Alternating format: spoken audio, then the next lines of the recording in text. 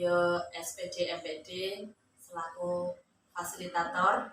Yang saya hormati Ibu Dwi Kurniati Wisdiastuti SPD MPD selaku Ibu pengajar praktik. Di sini saya akan praktek coaching sebagai supervisi akademik bersama rekan saya Ibu Istianah, wali dari kelas 5. Assalamualaikum Bu Is. Waalaikumsalam. Selamat pagi, gimana kabarnya Bu Is? Selamat pagi, alhamdulillah. Bu Is, di sini saya dapat tugas dari program pendidikan guru penggerak untuk melaksanakan coaching supervisi akademik. Bu Is, apa yang ingin Bu Is harapkan nanti pada saat coaching akademik nanti Bu Is? Yang saya harapkan pada pembelajaran yang akan saya laksanakan nanti yaitu siswa mampu memahami tentang ekosistem dan hubungan antar makhluk hidup. Kalau boleh tahu materi apa yang akan Bu Is praktekkan dalam supervisi akademik nanti? Pada pembelajaran nanti saya akan melakukan pembelajaran tentang materi ekosistem tema 5, subtema 2 tentang hubungan antar makhluk hidup dalam ekosistem. Pada pembelajaran pertama materi rantai makanan. Ya, berarti materinya rantai makanan ya Bu Is ya. Tujuan pembelajaran apa yang akan Bu Is laksanakan dalam pembelajaran nanti Bu? Pada pembelajaran ini nanti ada 2 tujuan pembelajaran ya. Yang pertama yaitu siswa mampu menentukan pokok pikiran dari bacaan yang siswa baca pada setiap paragrafnya. Tujuan yang kedua yaitu siswa mampu memahami rantai makanan dan dapat menggambar tentang rantai makanan. Sejauh ini persiapan apa saja yang telah Bu Is lakukan untuk pelaksanaan supervisi akademik nanti?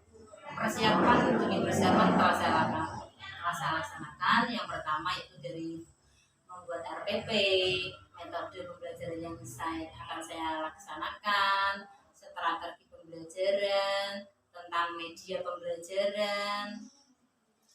Dari beberapa materi, adakah kesulitan dalam menyampaikannya, ataukah adakah siswa yang susah untuk menangkap pembelajaran yang akan dilaksanakan nanti Bu? Dalam penyampaian materi sendiri tidak ada, tapi kalau untuk siswa, karena ada beberapa siswa yang kurang lancar membaca, jadi siswa kurang memahami pembelajaran yang saya sampaikan. Berarti intinya dalam kelas Bu Is ini termasuk siswa yang diterapkan ya Bu Is ya. Strategi, metode, dan media apa saja yang sudah Bu Is persiapkan untuk pelaksanaan supervisi besok Bu? Pada pembelajaran nanti saya akan melaksanakan strategi pembelajaran berdiferensiasi Mbak, yaitu ada beberapa siswa yang memperoleh informasi tentang materi pembelajaran dari membaca buku, ada juga yang menonton video pembelajaran, ada juga siswa yang melalui praktek atau presentasi bersama kelompoknya. Alhamdulillah, luar biasa sekali Bu. Kira-kira untuk pelaksanaannya kapan Bu Is siap Bu? Insya Allah besok Senin tanggal 14 November. Berarti kita nanti bertemu kembali dalam supervisi akademik ya Bu ya. Semoga dalam pelaksanaan nanti berjalan dengan lancar, dan mohon maaf sekiranya saya merepotkan jenengan dalam tugas saya ya Bu. Ya, sama-sama Mbak. Ya, sekian, terima kasih Bu. Assalamualaikum warahmatullahi wabarakatuh. Waalaikumsalam.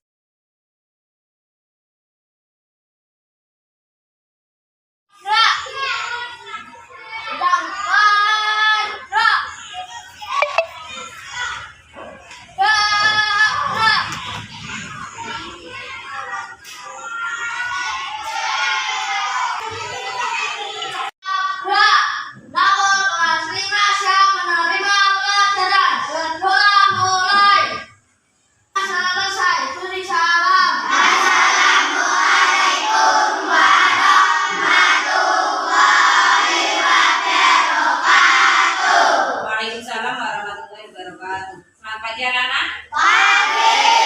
Bagaimana kabar hari ini? Baik. Sehat semua? Sehat. Adakah yang hari ini tidak masuk? Ada. Siapa?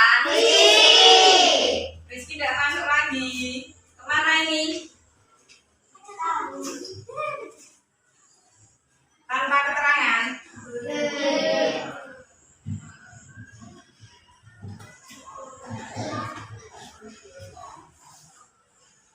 usahakan kalau tidak masuk itu izin. Jadi guru tahu anak itu tidak masuk kenapa, sakit atau kemana, okay? Jaga kesehatan. Dan sebelum kita mulai pembelajaran, marilah kita menyanyikan lagu Indonesia Raya bersama. Yuk, titip maju. Anak-anak di bawah berdiri. Yuk, di semua.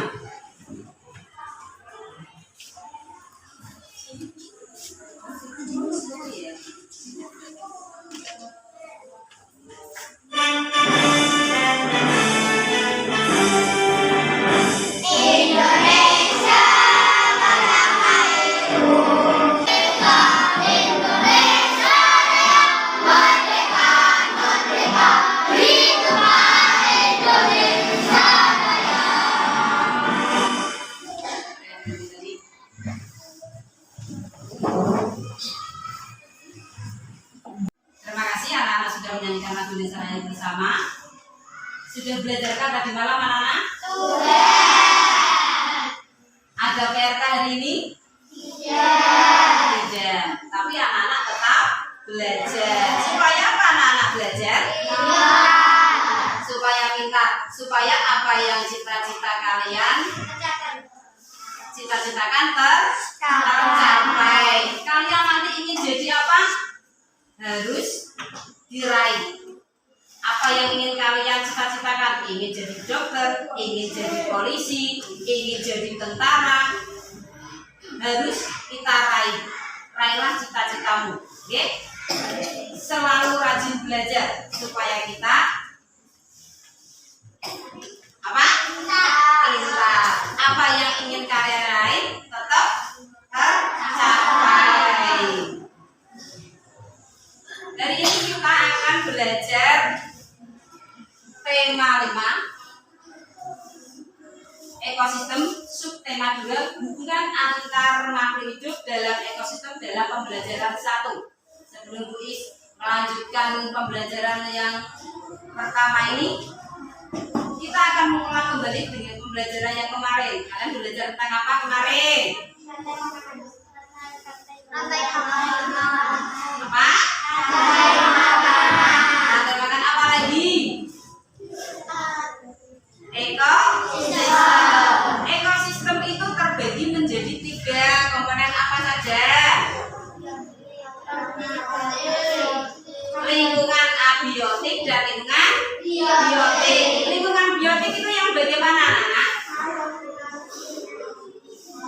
Lingkungan yang meliputi makhluk hidup. Yang abiotik bagaimana? Tidak hidup. Kalian kemarin juga belajar tentang hewan. Nah, hewan pemakan tumbuhan, hewan pemakan daging, hewan pemakan daging dan tumbuhan atau segala-galanya. Kalau hewan pemakan daging namanya apa? Karnivora.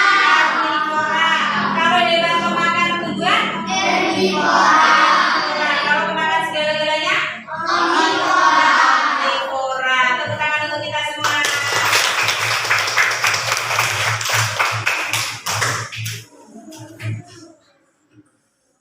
Tujuan pembelajaran kita pada pagi ini yaitu dengan mencermati teks non fiksi yang disajikan, siswa mampu menemukan pokok pikiran dalam bacaan dengan tepat. Yang kedua, dengan menyimak keterangan tentang rantai makanan, siswa mampu membuat gambar rantai makanan pada ekosistem lengkap dengan keterangannya dengan cermat.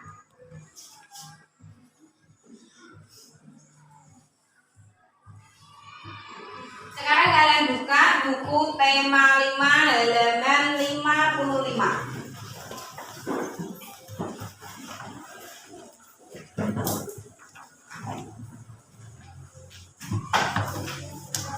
Pikiran. Ide pokok sama dengan pokok pikiran juga bisa disebut dengan kalimat utama.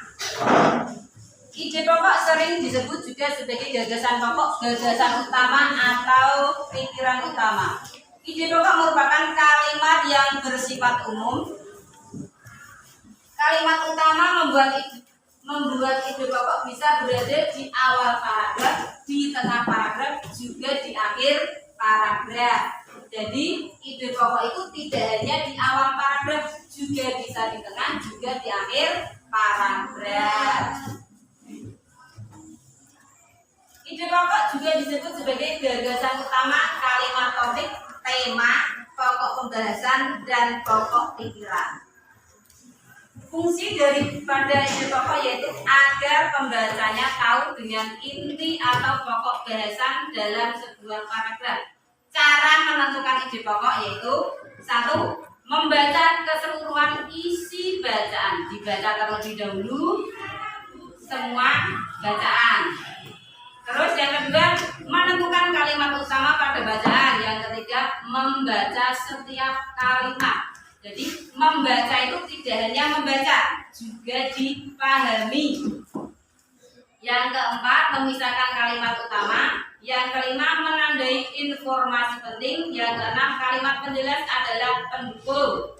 Yang ketujuh, menyimpulkan isi paragraf. Yang kedelapan, menandai ide pokok. Sekarang kalian lihat bacaan halaman 55 tentang rantai makanan. Kamu baca dalam hati selama 5 menit. Yuk.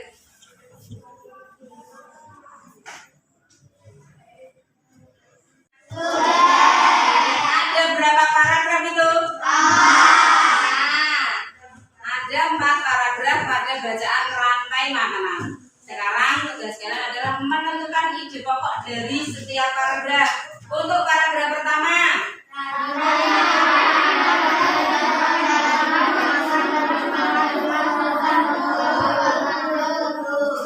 ya.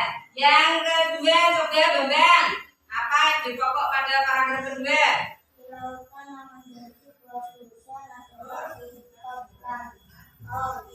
Betul apa tidak teman-teman? Betul. Yang paragraf ketiga, yuk semua, yang mana?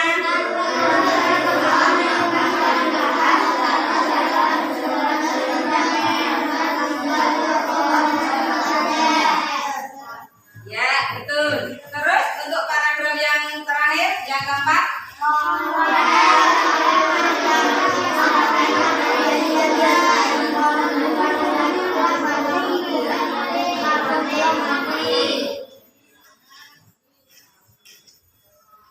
kalian sudah bisa menentukan mana ide pokok dalam bacaan. Ada 4 paragraf, kalian juga sudah tepat dalam menentukan ide pokoknya. Judulnya apa tadi anak-anak? Rantai makanan. Kita akan lanjut ke pembelajaran mata pelajaran IPA tentang rantai makanan. Rantai makanan adalah rangkaian peristiwa makan dan dimakan antar makhluk hidup untuk kelangsungan hidupnya. Apa tadi rantai makanan?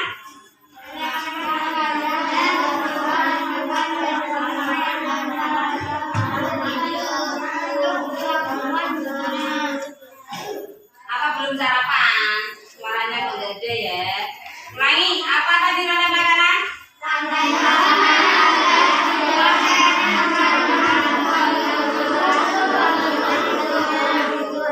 Untuk menambah semangat kita, yuk tepuk semangat. Tepuk semangat.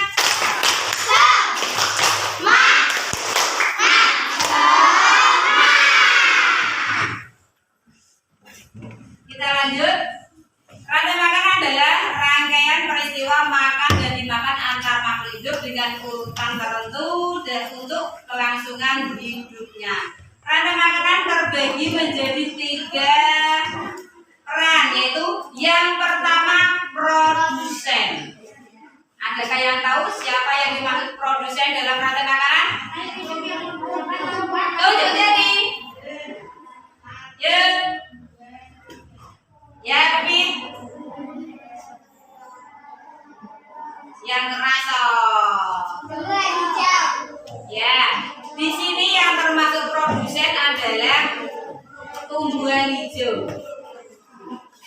Makhluk hidup yang dapat membuat makanannya sendiri.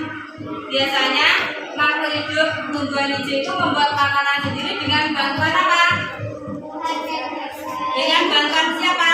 Sinar matahari. Proses untuk membuat makanan sendiri namanya apa, Nana? Fotosintesis.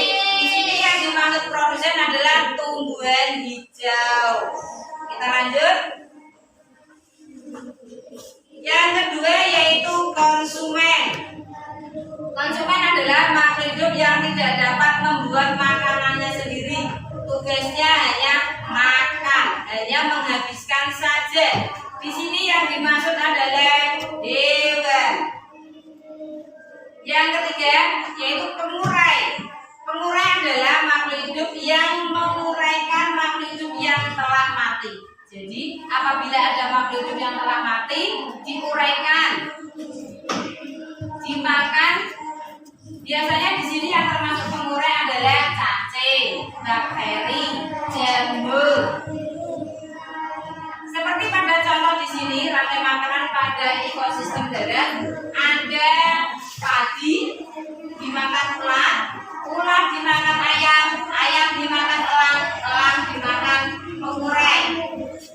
Yang dimaksud dengan produsen yaitu padi, tumbuhan hijau dimakan ular dimakan ayam, ayam dimakan elang dimakan pengurai. Jadi yang dimaksud di sini padi sebagai apa tadi? Padi sebagai apa? Produsen.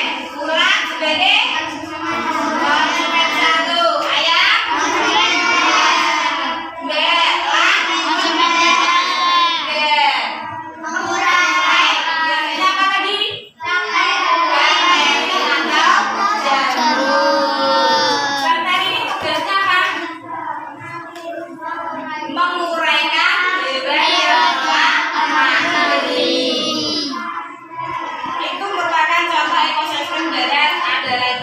contoh rantai makanan ekosistem sawah. Di situ yang sebagai produsen apa nama? Tumbuhan hijau, padi. Padi dimakan apa? Belalang dimakan? Katak dimakan? Ular dimakan? Elang kemudian mati diuraikan oleh jamur atau bakteri. Lanjut. Rantai makanan ekosistem laut.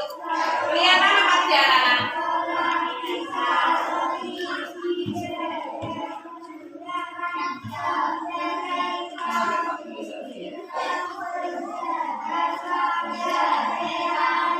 Ada rantai makanan ekosistem laut. Yang pertama yaitu zooplankton. Zooplankton adalah hewan kecil yang paling kecil di laut. Terus dimakan oleh ikan kecil. Ikan kecil dimakan ikan sedang dimakan ikan besar. Kemudian ikan besar mati, tubuhnya diuraikan oleh bakteri atau jamur atau cacing. Kemudian dijadikan nutrisi bagi tumbuhan.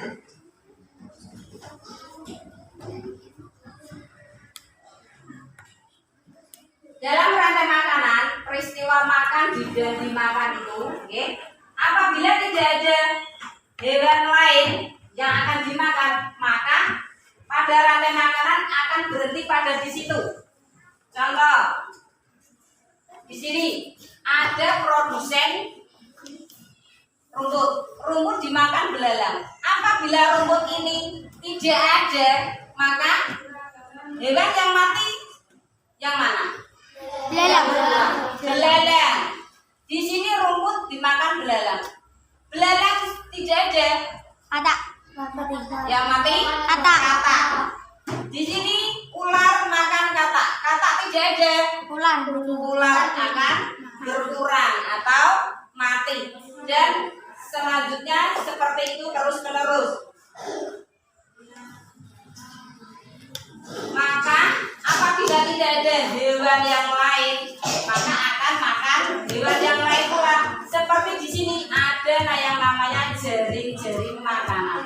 Jaring-jaring makanan ini adalah gabungan dari rantai makanan. Apabila tidak ada makanan yang satu, maka hewan yang lain akan makan hewan yang lain pula. Contoh di situ, pada produsen tumbuhan dimakan siapa itu? Kambing, Kambing. Boleh juga dimakan kelinci. Boleh juga dimakan tikus, tikus. Kemudian kambing dimakan apa? serigala, Serigala. Serigala itu tidak hanya makan kambing saja, bisa juga makan kelinci, bisa juga makan tikus. Nah, terus selanjutnya di konsumen yang ketiga ada singa. Singa itu makan serigala kan? Tapi apabila tidak ada serigala, bisa juga makan kucing. Ya toh? Terus singa adalah konsumen terakhir di situ. Singa mati diuraikan oleh bakteri. Yang bawahnya itu ada kelinci. Kelinci dimakan kucing, bisa juga dimakan serigala. Kemudian kucing dimakan singa. Singa mati terus diuraikan oleh bakteri atau jamur. Yang ketiga bawah tikus. Tikus mati. Tikusnya itu dimakan kucing. Bisa juga dimakan burung hantu. Burung hantu dimakan ular. Ular dimakan elang. Elang bisa juga dimakan singa. Tuh ke arah sana, ya toh.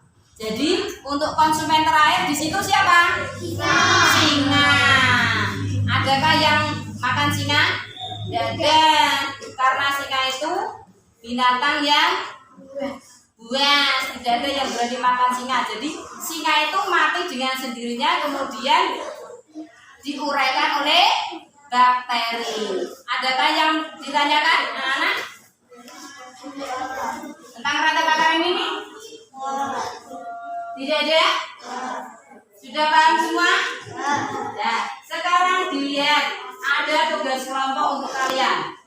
Yang pertama, gambarkan rantai makanan sesuai dengan ekosistemnya dengan teman sebangku. Bebas mau menggambar rantai makanan ekosistem sawah, darat, air, atau laut.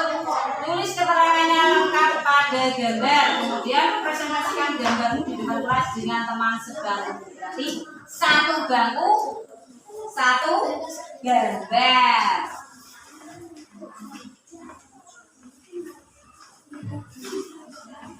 Ya, ambil pensil.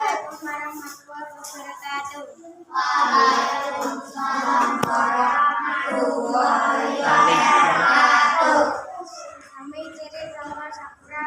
Kami akan menerangkan tentang rantai makanan ekosistem laut. Dari fitoplankton atau produsen, zooplankton, ikan kecil, ikan sedang, ikan besar. Konsumen satunya, Konsumen satu, ikan zooplankton. Konsumen dua, ikan kecil. Konsumen tiga, ikan sedang. Konsumen empat, ikan besar. ikan besar mati, kemudian Ikan besar mati kemudian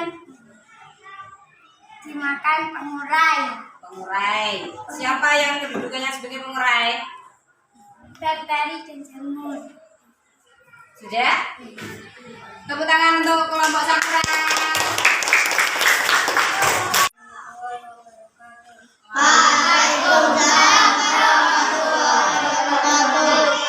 Yuk.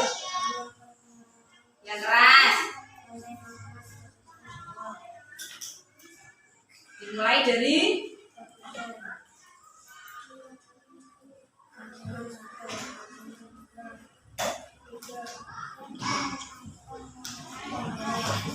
konsumen satu, siapa itu? Terus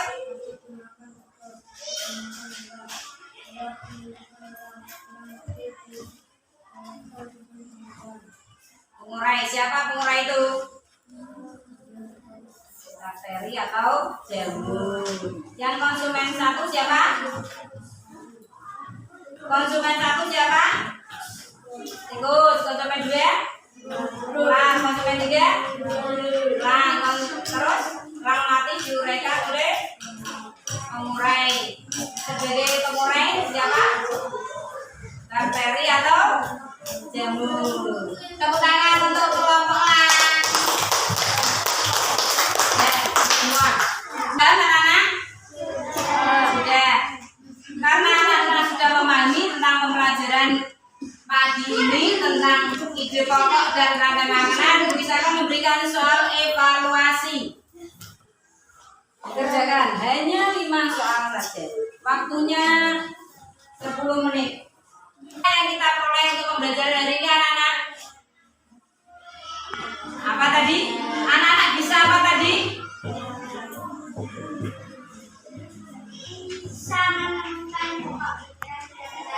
Ya, siswa mampu menemukan pokok pikiran dalam bacaan. Terus apa lagi?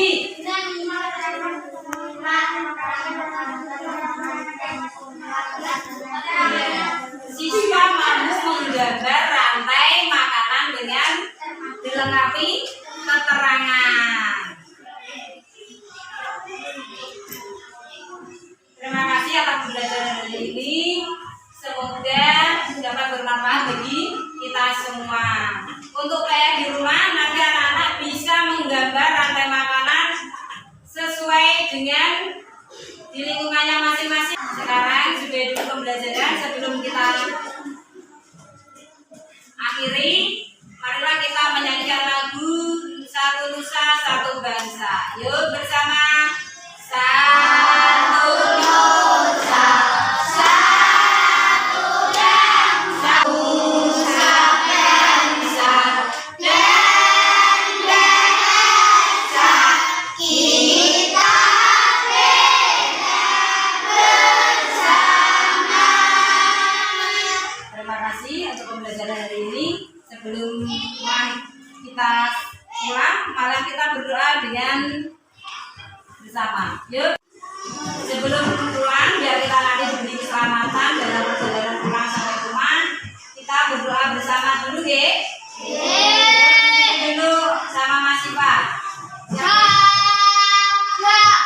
Aku telah selesai menerima pelajaran. Berdoa mulai.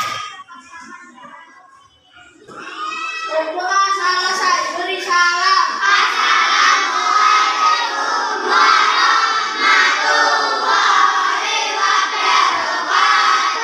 Waalaikumsalam warahmatullahi wabarakatuh. Dari jalan langsung pulang. Oke, kalau mau bermain ganti baju dulu. Pamit sama orang. Yuk, dari garis paling timur. Yuk, bukan.